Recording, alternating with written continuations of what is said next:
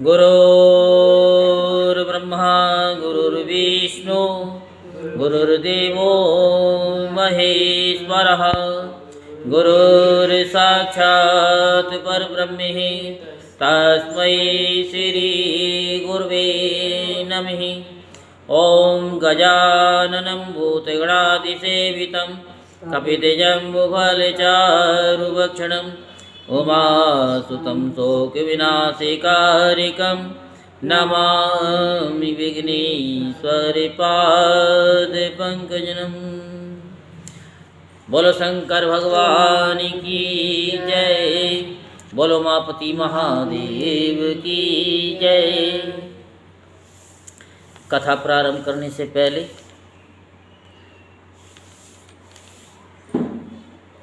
हम शंख की ध्वनि करेंगे।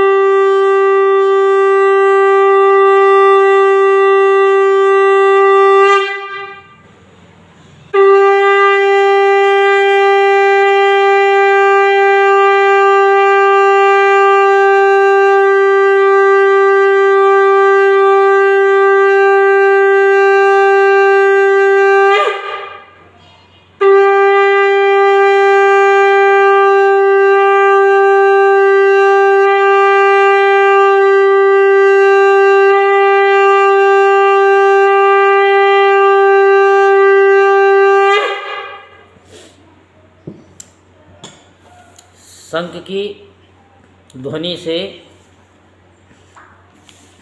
मनुष्य के शरीर के अंदर से और इस वायुमंडल में जितनी भी नेगेटिव एनर्जी होती है वो समाप्त हो जाती है। मातासुरी, पहले महाभारत का युद्ध हुआ था, आपने क्या देखा, क्या सुना? सबसे पहले युद्ध प्रारंभ होने से पहले शंख की ध्वनि होती थी और फिर युद्ध होता था, और युद्ध के बाद में फिर शंख ध्वनि होती थी, तो युद्ध जो है समाप्त हो जाता था। जो आपस में जो मारकाट कर रहे होते हैं वही as a friend, as a मित्रता, माई यानी माँ बहन की तरह आपस में बातचीत करना, खाना पीना उनका स्वभाव था। ऐसे ही होता था क्योंकि उनके पास में नेगेटिव एनर्जी नहीं थी। क्यों माता श्री? ऐसे ही है ना। तो ऐसे शंख की जब ध्वनि होती है तो हमारे अंदर से जो विकार होते हैं, अंदर के विकार होते हैं जो दिखाई नहीं देते, जो मनुष्य कहता है कि हमारे अंदर तो विकार नहीं है, वो विकार भी खत्म हो जाते हैं। और ये शंख की ध्वनि यूट्यूब के माध्यम से जिनके घर में जाती है, उनके घर में से भी जो नेगेटिव एनर्जी है वो भी दूर हो जाती है, और उनके अंदर जो विकार होते हैं वो भी विकार दूर हो जाते हैं। तो ये शिव पुराण की कथा यही कहती है। और सबसे पहले शिव पुराण जब प्रारंभ होता है तो उसमें एक मंत्र का बड़ा महत्व होता है। क्या? ओम श्री शाम शिवाय नमः, यहाँ से स्टार्ट होती है शिव पुराण की कथा। उसके बाद में गणेश जी का मंत्र आता है, ओम श्री गणेशाय नमः, इसको बोलें। और इससे भी शक्तिशाली मंत्र है ओम गंग गणपति नमः। ये एक बीज मंत्र है, ये बुलेट की तरह काम करता है। किसकी तरह? बुलेट की तरह काम करता है। एक तो ऐसा हुआ कि एक बुलेट होती है, उसको हाथ से मारो फेंक करके कितनी दूर जाएगी? थोड़ी सी दूर जाएगी। लेकिन जब वो नाल के अंदर घुसा दी जाती है तो उसकी लिमिट ही क्रॉस हो जाती है। तो गंग गणपति नमः एक बुलेट की तरह है। ये आपके ऊपर डिपेंड करता है कि आप किस मंत्र का जाप करते हैं? तो बोलिए ओम श्री शाम शिवाय नमः, ओम श्री शाम शिवाय नमः, ओम श्री शाम शिवाय नमः, ओम श्री शाम शिवाय नमः, ओम श्री शाम शिवाय नमः, ओम श्री शाम शिवाय नमः, ओम श्री गणेशाय नमः, ओम श्री गणेशाय नमः, ओम श्री गणेशाय नमः, ओम श्री गणेशाय नमः, ओम गंगणपते नमः, ओम गंगणपते नमः, ओम गंगणपते नमः, ओम गंगणपते नमः। बोलो शंकर भगवान की, बोलो उमापति महादेव की जय। तो शिव पुराण में कल आपको साध्य साधन आदि का विचार की कथा आपको सुनाई थी कि सबसे पहले क्या है, साधन क्या है। सबसे पहला साधन है केवल आपको कथा श्रवण करना, पहले सुनना है। जो सुनना सीख गया वो सुनाना भी सीख जाएगा। जो सुनना सीख गया तो उसके अंदर कानों के द्वारा परम पिता परमेश्वर उसके हृदय में आकर के विराजमान हो जाएंगे। यही बताया श्रीमद् भागवत में, और यही शिव पुराण की कथा कहती है कि सबसे पहले आपका पहला साधन है वो है श्रवण, और गुरु के मुख से तत्व को सुनकर बुद्धिशाली विद्वान पुरुष अन्य साधन कीर्तन एवं मनन की सिद्धि करें। किसकी? कीर्तन मनन की सिद्धि करें, क्योंकि हम जो भी कथा भी सुने ये भी एक सिद्धि है जो अनायास ही मिल जाती है, कथा श्रवण मात्र से मिलती है। इसके लिए हमें कोई परिश्रम करने की आवश्यकता नहीं है। तो कल इसके बारे में आपको विस्तार पूर्वक बताया कि अगर आप कथा को बड़े ध्यान से सुनेंगे, श्रवण करेंगे, तो आपके सबसे पहले अंगों के जो रोग हैं वो अच्छी तरीके से नष्ट हो जाएंगे। जैसे कि कुत्ता होता है, वो जख्मी होता है तो उसके जिह्वा में सारी मेडिसिन होती हैं, वो चाट चाट करके उस जख्म को सही कर लेता है। ऐसे ही हमारे अंदर, हमारे जिह्वा में जो लार है ये भी एक मेडिसिन है, और ऐसी मेडिसिन है जो फ्री की है, जिसको हम बेकार में फेंक देते हैं बाहर। इसे लेने की विधि भी आपको बताई कि प्रातःकाल उठो, उठते के साथ ही बिना कुल्ला किए 1 लोटा 2 लोटा जल पियो, तो क्या होगा कि सारे रोग मिट जाते हैं और शिव तत्व को प्राप्त होते हैं। तो ये हमारे इंगला पिंगला सुषुम्ना और मूलाधार चक्र स्वादिष्टान चक्र को भी एक्टिवेट करते हैं, रिचार्ज करते हैं। ऐसे समझो जैसे आपका मोबाइल नेट रिचार्ज होता है, ऐसी हमारी बॉडी भी रिचार्ज हो जाती है, तो इनसे हमारे रोग दूर हो जाते हैं। इसमें सारे कैल्शियम विटामिन सब कुछ इसके अंदर हैं। जो विटामिन कहीं पर नहीं मिलेगी, महंगी से महंगी, वो हमारी बॉडी के अंदर है। आपकी बॉडी कितनी जादुई में है ये आपको भी नहीं पता। कि आपने सुना होगा कि फलाने की पित्त की थैली में पथरी हो गई है।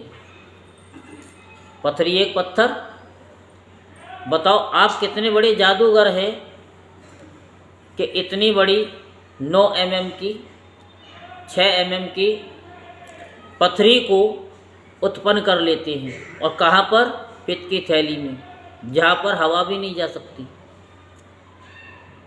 और भी जगह होती है पथरी, वहाँ पत्थर को इकट्ठा कर लेते हैं। तो क्या आप उसको स्वयं निकाल नहीं सकते? निकाल सकते हैं। जो शिव तत्व को प्राप्त कर लेगा उसको पता है कि हमारी बॉडी के अंदर ही वो मेडिसिन है।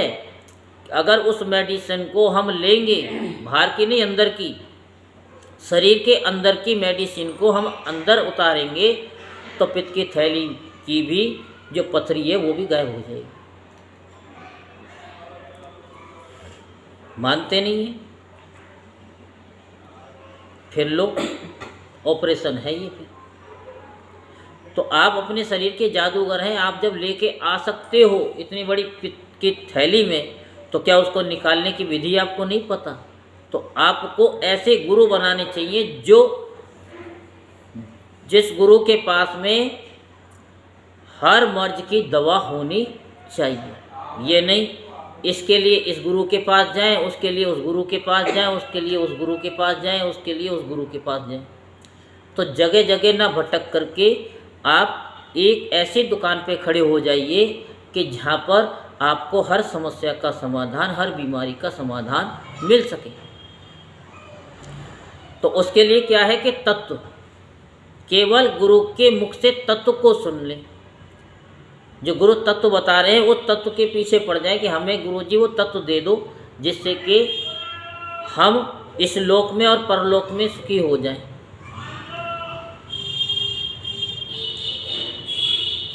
तो ये कल आपको बताया कि इस तत्व को पा करके, शिव तत्व को पा करके, जो शिव तत्व को पा लेता है उसके अंगों के रोग नष्ट हो जाते हैं और लौकिक आनंद भी और अभ्यास के ही समय ये साधन कष्टप्रद है, किंतु बाद में निरंतर मंगल में देने वाला है। जैसे आप कथा सुनने हैं तो आपको क्या कष्ट है? कोई कष्ट नहीं है। आपका शरीर कथा सुनते सुनते देखना कि धीरे धीरे फूल सा हो जाएगा। जो अब तक बंधा हुआ था, सिर में दर्द था या बॉडी में दर्द था, लेकिन कथा सुनने के बाद में आपका शरीर फूल सा हो तो बताना, ना हो तो बताना कि हुआ कि नहीं हुआ। तो ये तो कल आपको बताया कि सबसे पहले श्रवण विधि है, आप सुनना सीख जाओ। जो सुनना सीख गया वो सब कुछ सीख जाएगा। जो कहेगा कि हमें तो सब कुछ पता है, हमें तो सुनने की जरूरत नहीं है, तो बिना सुने तो कुछ नहीं होगा। तो आज श्रवण, कीर्तन और मनन, इन तीनों साधनों की श्रेष्ठता का प्रतिपादन की कथा आपको सुनाते हैं। सो आप बड़े ध्यानपूर्वक गर्दन को उठा करके कथा को श्रवण करें। मुनिगण बोले कि हे ब्राह्मण, मनन कैसा होता है? देखो कैसा होता है। साक्षात श्रवण का स्वरूप कैसा है? ये साक्षात है। और उनका कीर्तन कैसे किया जाता है? यथार्थ रूप में आप वर्णन करें।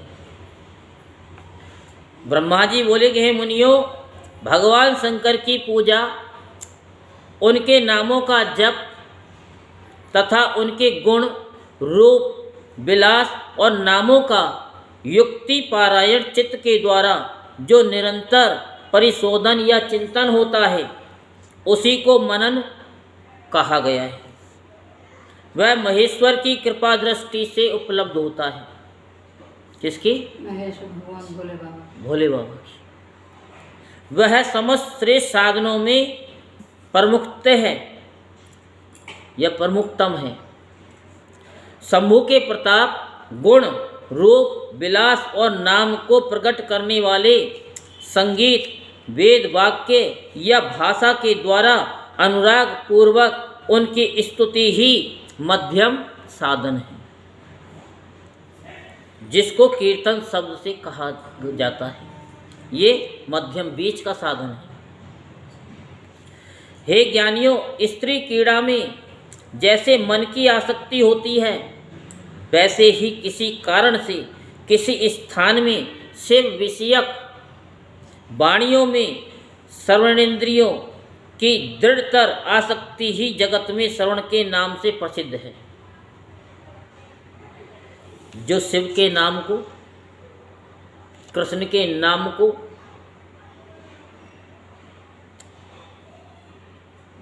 या उनकी कथा में वो आसक्ति हो, कथा में आनंद मिले, तो समझो आप इस कथा के अधिकारी हैं। प्रभु ने आप पर बड़ी असीम अनुकंपा की है कि जो आप आकर के कथा को श्रवण कर रहे हैं और यूट्यूब के माध्यम से, शेयर चैट के माध्यम से, ट्विटर के माध्यम से कथा को सुन रहे हैं, तो ये प्रभु की आप पर असीम अनुकंपा है। और इसको शेयर कर रहे हैं तो आप अपने प्रारब्ध को भी काट रहे हैं, क्योंकि जो अच्छे लोग होते हैं वो अच्छी चीज़ों को आगे प्रकाशित करते हैं, भेजते हैं। जैसे बुरा होता है, खाने पीने वाला आपको खाने पीने की लत लगा देगा, खाने पीने वाला व्यक्ति आपको खाने पीने की लत लगाएगा, लेकिन आपको ही नहीं लगेगी वो लत, वो आपके बच्चों तक भी पहुंच जाएगी। जैसे किसी ने गाया ना कि जिसका बड़ा भाई हो शराबी, तो छोटा पिए तो क्या है खराबी, है ना, ठीक है ना। तो ऐसे ही है कि बच्चे क्या सीखते हैं, अरे हमारे माता पिता पी रहे हैं तो हम क्या, अच्छी चीज़ है ना तो हम भी पी लेते हैं, तो उससे वो देख देख करके सीख जाते हैं।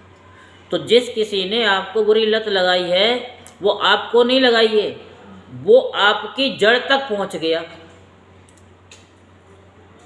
अगर आपको परेशान करना है तो आपके बच्चों को बिगाड़ दें, आप परेशान हो जाएंगे, और आपको बिगाड़ दिया तो आपके बच्चे परेशान हो जाएंगे। तो ये तो परेशानी की बात। लेकिन अगर आपने किसी को कथा सुन करके और किसी को कथा में लगा दिया तो क्या होगा कि उसके बच्चे भी सुधर जाएंगे, उनकी जनरेशन भी सुधर जाएगी। जो वो प्रारब्ध उनके साथ था वो प्रारब्ध भी कट जाएगा। तो ये आप अच्छा काम कर रही हैं। ये अच्छा काम कैसे, दूब घास की तरह है, क्योंकि आप परमात्मा से जोड़ रहे हैं, हमसे नहीं, परमात्मा से जोड़ रहे हैं। तो ये श्रवण नाम से प्रसिद्ध है। केवल जो कीर्तन है ना वो केवल श्रवण ही है। सर्वप्रथम सज्जनों की संगति से श्रवण सिद्धि होता है, सज्जनों की संगति से। बाद में शिव जी का कीर्तन दृढ़ होता है और अंत में सभी साधनों से श्रेष्ठ शंकर विषयक मनन उत्पन्न होता है। मनन, उसमें विचार करना। किंतु ये सब उनकी कृपा दृष्टि से ही संभव होता है। कृपा दृष्टि, हर एक के साथ नहीं। बाकी तो सब भगत है ही। शिवरात्रि होगी तो सारे लाइन लगा करके आ जाएंगे, कोई पर्व होगा तो सब आ जाएंगे। तो क्या 12 महीने भगवान भोलेनाथ नहीं है क्या? जब समस्या है तभी भगवान है, समस्या नहीं है तो भगवान नहीं है। तो वो राम कथा के अधिकारी नहीं है, उस कथा के अधिकारी तो केवल आप लोग हैं, जो बड़े मन से समय से कथा को सुनते हैं, यहाँ भी सुनते हैं और फिर अपने घर में भी सुनते हैं। और जो नहीं सुनते हैं तो फिर वो आप समझ जाइए कौन है, वो राम कथा के अधिकारी नहीं है। तो सो जी बोले कि मुनीश्वरों, इस साधन का महत्तम बताने के प्रसंग में मैं आप लोगों के लिए एक प्राचीन वृत्तांत का वर्णन करूंगा, उसे ध्यान दे करके आप लोग सुने। कथा के माध्यम से आपको थोड़े थोड़े उपाय बीच में बताता भी चलूँगा। हो सके तो महीने में 50 ग्राम घी, 100 ग्राम घी किसी भी मंदिर में जोत के डिब्बे में अवश्य डालें।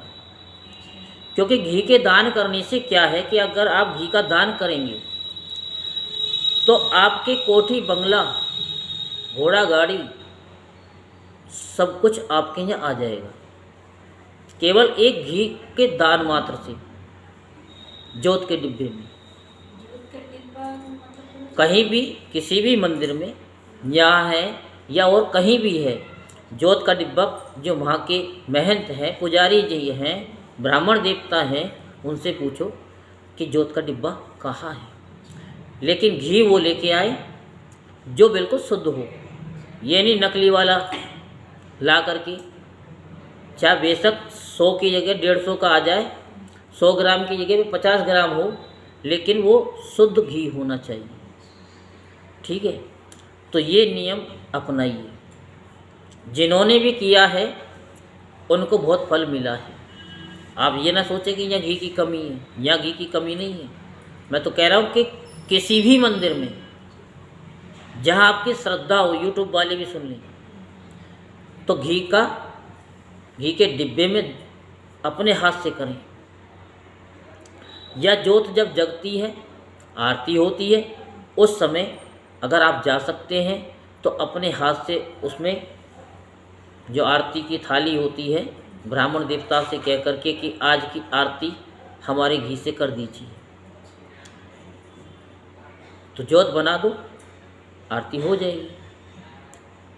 उसमें कानूनबाजी नहीं कि हमारे सामने ही आरती करो ना, आपने आरती बना दी, जोत बत्ती लगा दी, आपकी आरती हो गई। ठीक है, तो ये आपको बता दिया है कि इससे सारे संकट दूर होते हैं, सारे कष्ट दूर हो जाते हैं। हम एक एक नियम को भी अगर फॉलो कर लें तो बहुत बड़ा काम हो जाता है।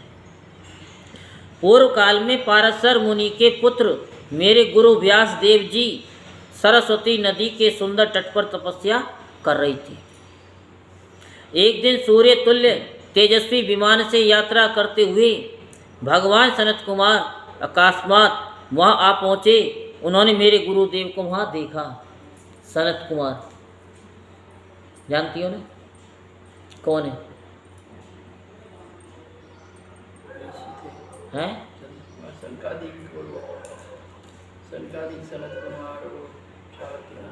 चार, हाँ वही सही समझे, आप भी समझ गए ना।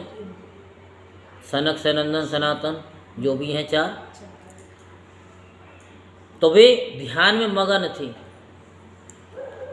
उससे जगने पर उन्होंने ब्रह्मा के पुत्र सनत कुमार जी को अपने सामने उपस्थित देखा। वे बड़े वेग से उठे और उनके चरणों में प्रणाम करके मुनि ने उन्हें अर्घ प्रदान करके देवताओं का बैठने के योग्य आसन भी अर्पित किया। तब प्रसन्न हुए भगवान सनत कुमार विनीत भाव से खड़े हुए व्यास जी से गंभीर वाणी में कहने लगी। सनत कुमार बोले, हे मुने, आप सत्य सनातन भगवान शंकर का हृदय से ध्यान कीजिए। किससे? हृदय से। तब वे शिव प्रत्यक्ष होकर आपकी हेल्प करेंगे, सहायता करेंगे। आप यहाँ तप किस लिए कर रहे हैं?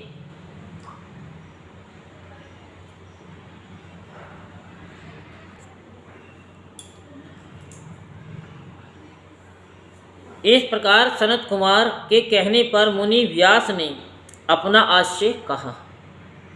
मैंने आपकी कृपा से वेद सम्मत धर्म, अर्थ, काम और मोक्ष की कथा को मानव समाज में अनेक प्रकार से प्रदर्शित किया। इस प्रकार सर्वदा गुरु स्वरूप होने पर भी मुझ में मुक्ति के साधन ज्ञान का उदय नहीं हुआ। ये आश्चर्य है। मुक्ति का साधन न जानने के कारण उसके लिए मैं तपस्या कर रहा हूँ। ये कौन कह रहे हैं? बोलो।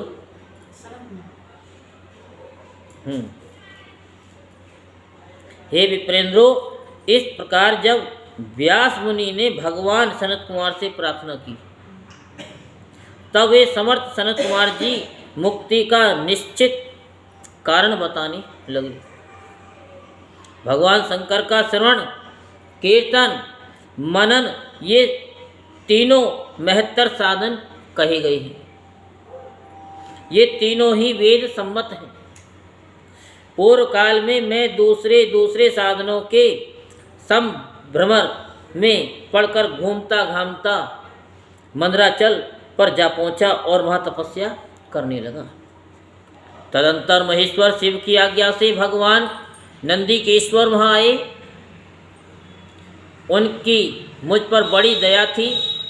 वे सबके साक्षी तथा शिव गणों के स्वामी भगवान नंदीकेश्वर मुझे स्नेहपूर्वक मुक्ति का उत्तम साधन बताते हुए बोले,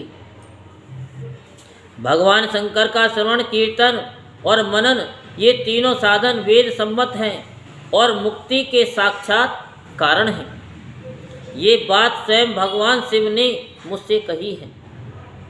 अतः हे ब्रह्मन, आप श्रवण आदि तीनों साधनों का बार बार अनुष्ठान करें। श्रवण करें पहले। व्यास जी से बार बार ऐसा कहकर अनुगामियों सहित ब्रह्मपुत्र सनत कुमार अपने विमान से परम सुंदर ब्रह्म धाम को चले गए।